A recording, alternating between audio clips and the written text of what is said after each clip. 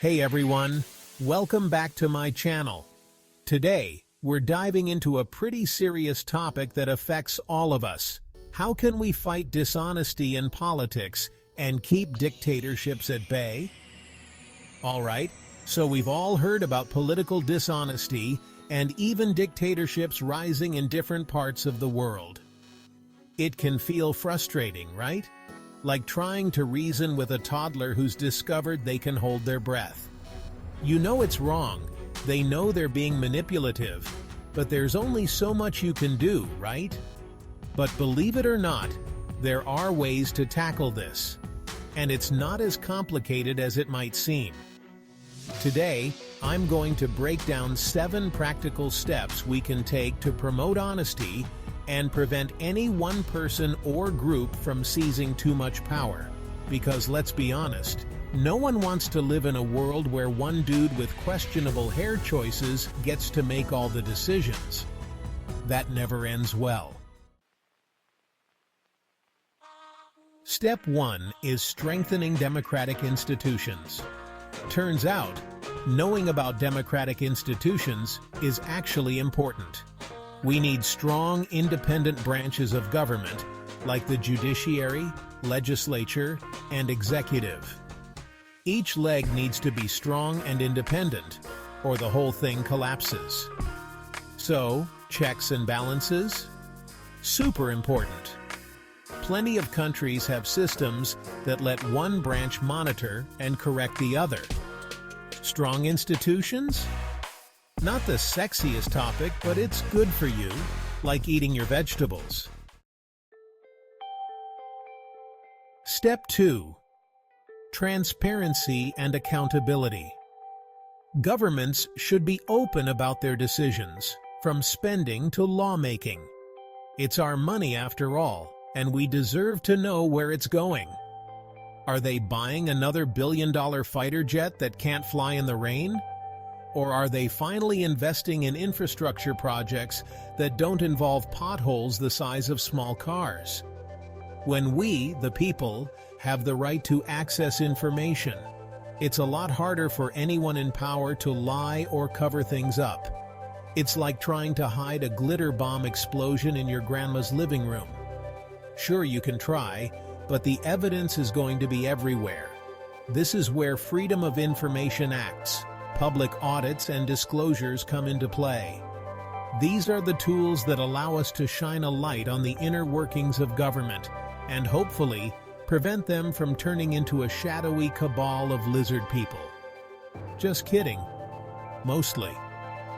And when things aren't transparent, that's when the media and citizens step in, which brings us to our next step. Which brings us to a free press is a critical watchdog for any government. They hold the powerful accountable for their actions. Journalists investigate, ask hard questions, and expose the truth. They need protection. Journalists face threats, intimidation, and violence. When the press is free, democracy thrives. Next up, Step 4. Free and fair elections. This one should be a no-brainer, right? Like the whole point of a democracy is that the people get to choose their leaders. It's like picking your favorite ice cream flavor.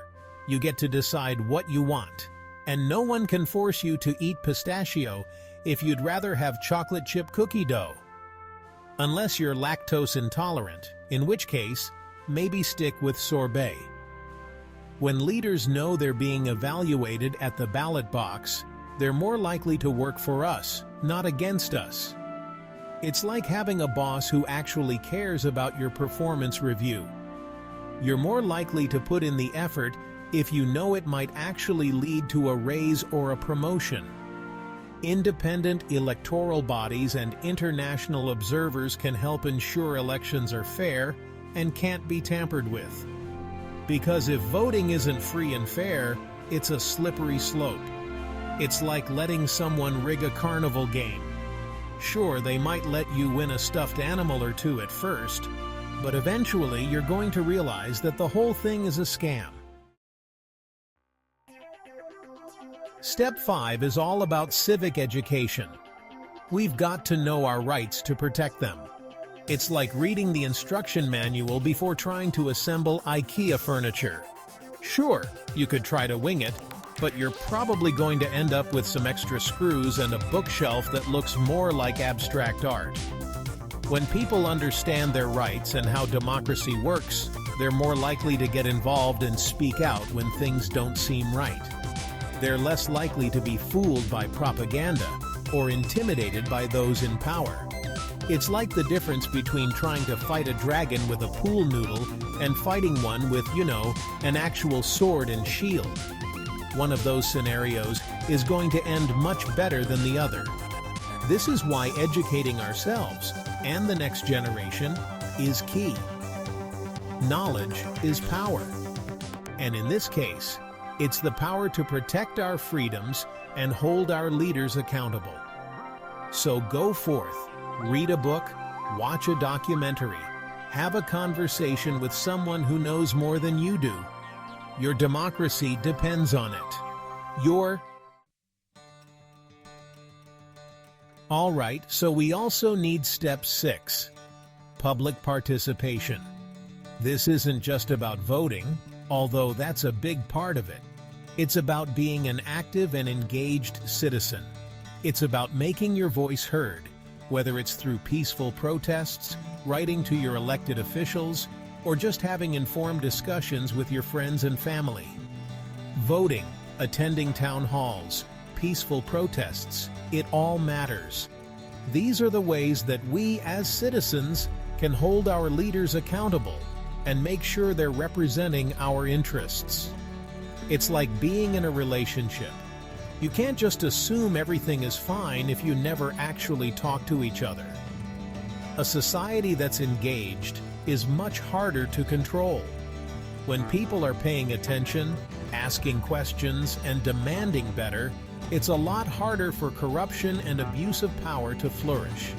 It's like trying to sneak a midnight snack in a house full of insomniacs. Someone's bound to notice. Whether it's voting or volunteering, every little action counts, because we're stronger together. So get involved, stay informed, and don't be afraid to make some noise. Your democracy is counting on you. And finally, step 7, international partnerships. Because let's face it, fighting for democracy and human rights shouldn't be a solo mission. We're all in this together, like it or not. It's like trying to survive a zombie apocalypse.